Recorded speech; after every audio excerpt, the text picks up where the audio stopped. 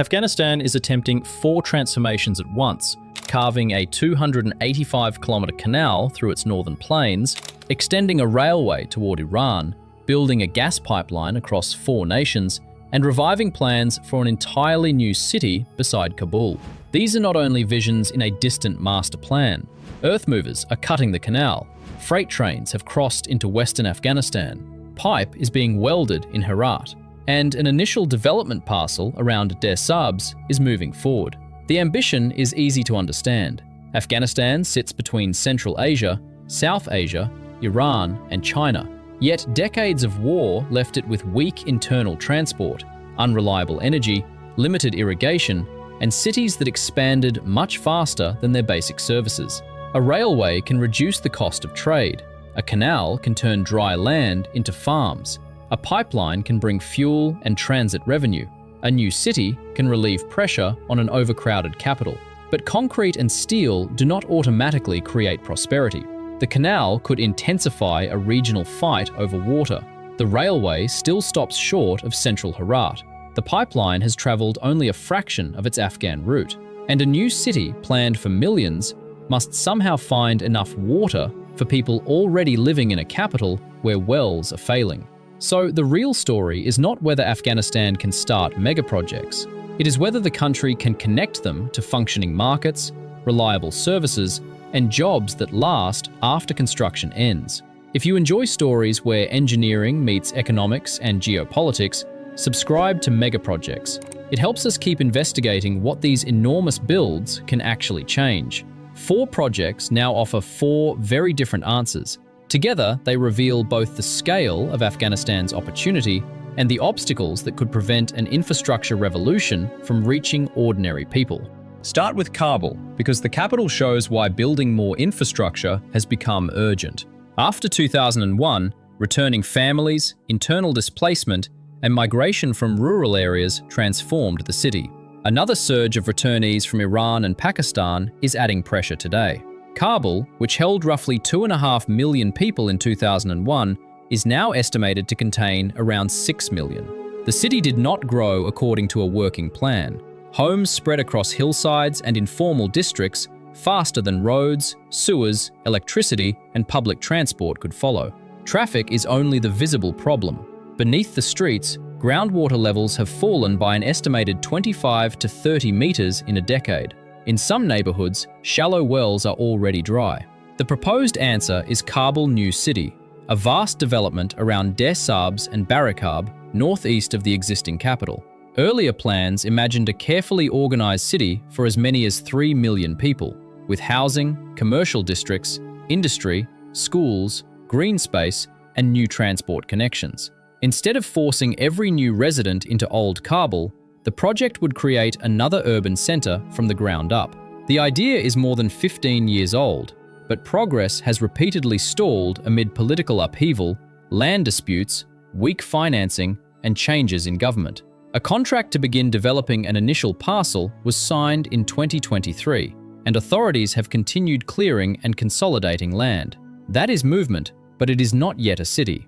The largest challenge may not be housing, it may be water.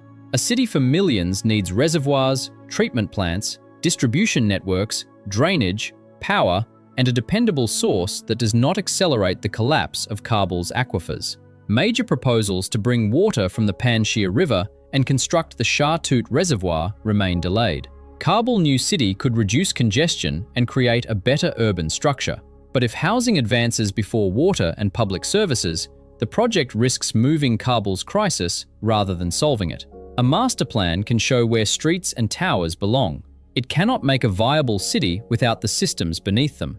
800 kilometers west of Kabul, Afghanistan's railway strategy is beginning with a much narrower line. The Khaf-Herat Railway runs for roughly 225 kilometers from Iran's rail network into Herat province. It gives landlocked Afghanistan a direct steel connection toward Iranian ports, Turkey, and markets farther west. The first 3 sections reached Rosenak and were formally inaugurated in 2020. War damage and political disruption then limited regular use, but the route was repaired. Freight movements resumed, and early 2026 brought trains carrying food, fuel, steel, cement, and other commercial cargo from Iran. Officials were still working to scale the service into a dependable commercial operation. That matters because rail changes the economics of weight. A lorry is flexible, but one freight train can replace many trucks.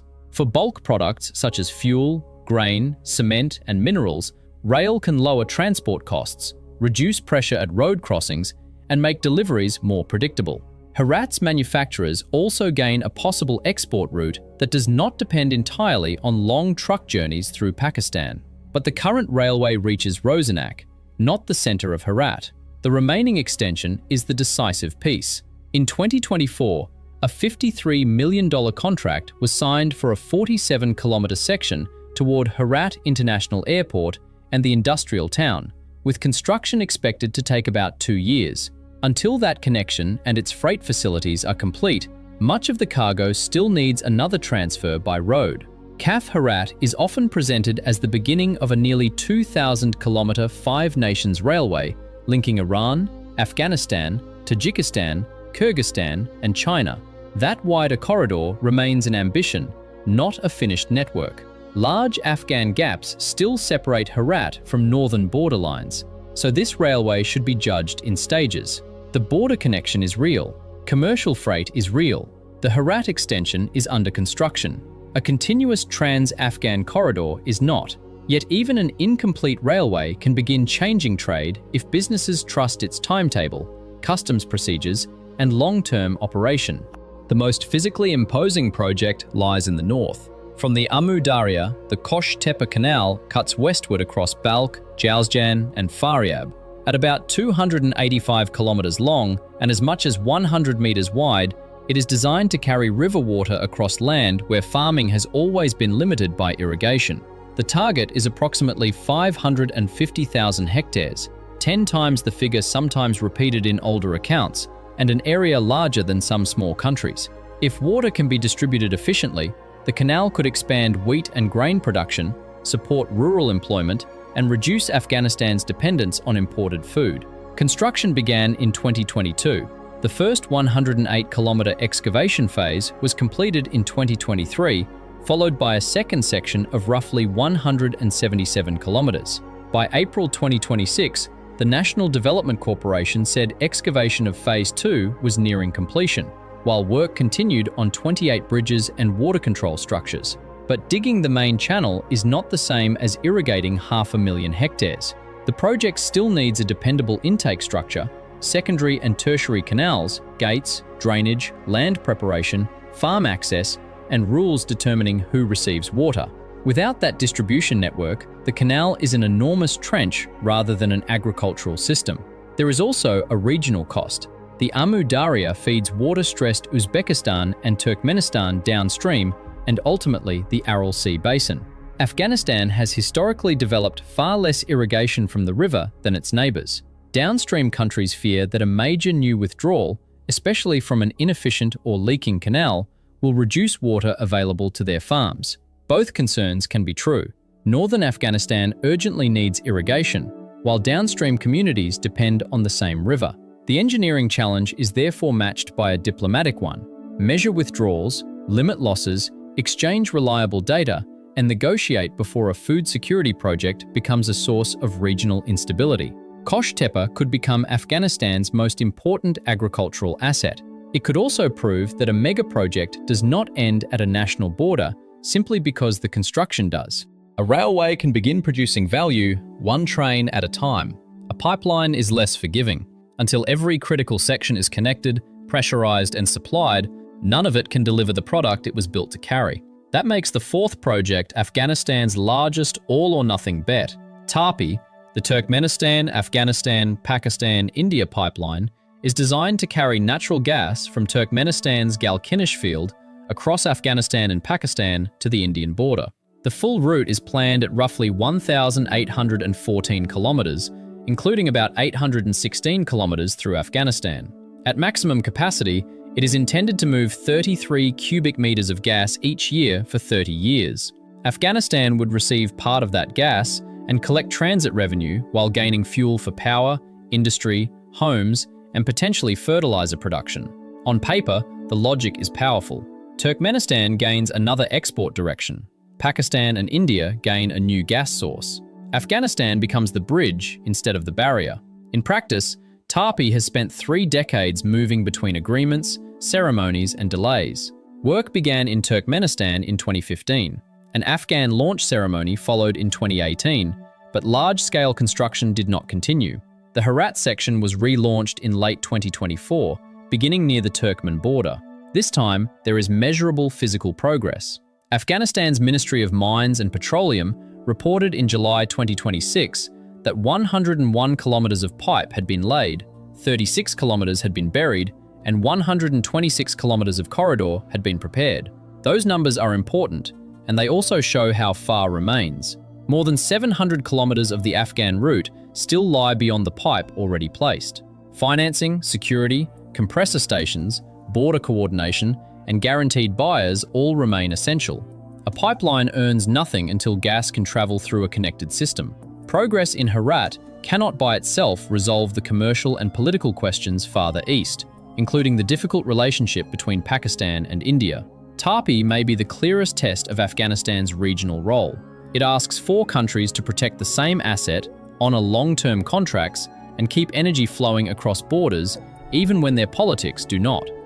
Seen separately, these projects promise housing, trade, food, and energy. Seen together, they expose a single national strategy. Use Afghanistan's land and location to replace isolation with connection.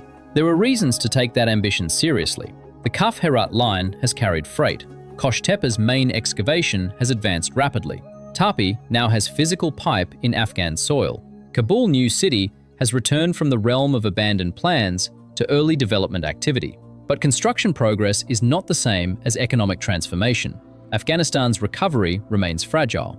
Recent assessments found that roughly 3/4 of the population could not meet basic subsistence needs in 2025. Millions of returnees are placing additional pressure on housing, water, work, and public services. Businesses still face limited finance, uncertain regulation, energy shortages, border friction, and high transport costs. Restrictions on women's education and employment also remove a vast share of the country's skills and earning power from the economy. Megaprojects can help with some of those problems. They can create transport capacity, irrigated land, power supply, and construction work. They cannot substitute for transparent land rights, trained operators, regional agreements, functioning banks, education, or a private sector able to use the infrastructure once it opens. That is the standard by which these projects should be judged, not by the number of kilometers announced, but by what moves through them. How many trains run each week? How many farms receive reliable water without damaging neighbors downstream? How much gas reaches Afghan users? How many families in a new city receive safe water, electricity, and legal ownership, rather than only a plot on a map? Afghanistan is not simply rebuilding what war destroyed. It is trying to build systems it never fully possessed. That makes every kilometer harder, and every successful connection more valuable. The canal may redraw the agricultural north. The railway may open a western trade gate. The pipeline may link Central and South Asia. And Kabul New City may offer the capital room to breathe. But their true legacy will depend on what happens after the machines move on. Which of these 4 projects do you think can change Afghanistan most, and which carries the greatest risk? Tell us below, and subscribe to Megaprojects for more stories about the engineering reshaping our world.